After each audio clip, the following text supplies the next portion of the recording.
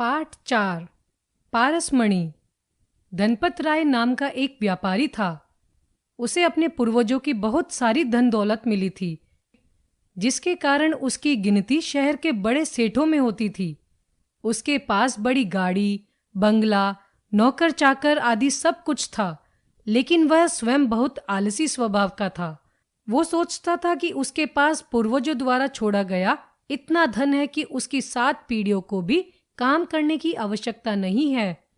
अतः वह सुबह देर से उठता, अच्छा खाता पीता और पुनः सो जाता।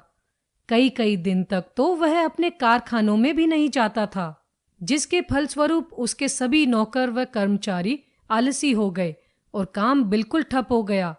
किंतु धनपत राय पर इसका कोई प्रभाव नहीं पड़ा। प्राय यह देखा जाता है कि बड़ों का असर बच्चों पर भी अवश्य पड़ता है। अतः धनपत राय का बेटा भी उसकी तरह बिना काम किए धन खर्च करना अपना अधिकार समझने लगा। काम करना उसकी शान के विरुद्ध था। परिणाम स्वरूप धनपत राय की पूर्वजों से प्राप्त संपत्ति धीरे धीरे समाप्त होने लगी और कुछ वर्षों के बाद उसके पास केवल घर रह गया। घर की सभी कीमती वस्तुएं भी वह एक एक कर बेच चुका था। हालत इतनी बुरी हो गई कि वह अपनी जरूरत की चीजें भी अब नहीं खरीद पाता था। एक दिन उसके घर एक साधु आए। धनपत राय ने साधु की बहुत सेवा की, क्योंकि वह जानता था कि यदि साधु उसकी सेवा से प्रसन्न हो गए तो उसे मनचाहा वरदान देंगे। जैसा उसने सोचा था वैसा ही हुआ। साधु उसकी सेवा से बहुत प्रसन्न हुए और बोले, वत्स, हम तुम्हारी सेवा से खुश हुए। मांग लो जो तुम मांगना चाहते हो। तब धनपत राय ने बड़ी विनम्रता से कहा, महाराज, मेरा वैभव जैसा था वैसा ही हो जाए। यह सुनकर साधु महाराज ने अपनी पोटली में से एक पारसमणि निकालकर सेठ को दे दी और कहा, यह मणि अपने स्पर्श से लोहे को भी सोना बना सकती है। इस मणि से केवल 7 दिन तक ही सोना बनेगा और ध्यान रखना कि यह मणि केवल 7 दिन तक के लिए ही तुम्हारे पास रहेगी और 8वें दिन मैं इसे वापस ले जाऊंगा। यह कहकर साधु चले गए। पारसमणि पाकर धनपत राय बहुत खुश हुआ।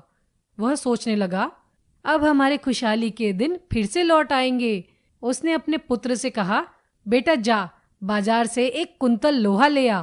किंतु बेटे ने जवाब दिया, पिताजी, अभी तो 7 दिन है, 1 घंटे का काम है। क्यों परेशान होते हो, ला दूंगा। आलस ने अब भी उनका पीछा नहीं छोड़ा और इसी प्रकार 5-6 दिन बीत गए। 7वें दिन जब धनपत राय बाजार गया तब लोहे का भाव इतना बढ़ गया कि धनपत राय के पास लोहा खरीदने के पैसे नहीं रहे। अतः न लोहा आया और न ही सोना बना। 8वें दिन साधु महाराज आ गए और धनपत राय से अपनी पारसमणि वापस मांगने लगे। यह सुनकर सेठ का कलेजा मुंह को आ गया। वह साधु के सामने रोने गिड़गिड़ाने लगा। कहने लगा, महाराज, मैंने तो अभी सोना बनाया ही नहीं, बाजार जाना ही नहीं हुआ। कल लोहा बहुत महंगा था, मुझ पर दया कीजिए, मुझे कम से कम 1 दिन का समय और दे दीजिए। इस पर साधु ने क्रोधित होते हुए कहा, जब 7 दिन में तुम कुछ नहीं कर सके तो 1 दिन में क्या कर लोगे? सौभाग्य एक बार दरवाजा खटखटाता है, बार बार नहीं। तुम बहुत आलसी हो। तुम्हारे जैसे लोग कभी उन्नति नहीं कर सकते। अब मैं एक पल भी इस पारसमणि को तुम्हारे पास नहीं छोड़ूंगा। वैसे भी यह पारसमणि एक व्यक्ति को केवल 7 दिन तक ही फल देती है। अतः अब तुम्हारे लिए यह बेकार है। याद रखो कि जो व्यक्ति आज का काम कल पर छोड़ देता है तथा समय का सदुपयोग नहीं करता, वह सदैव परेशान रहता है। यह कहकर साधु महाराज अपनी पारसमणि लेकर चले गए और सेठ अपने आलस पर आंसू बहाता रह गया। बच्चों, कोई भी कार्य कल पर टालने के स्थान पर तुरंत उसी समय पूरा कर लेना चाहिए।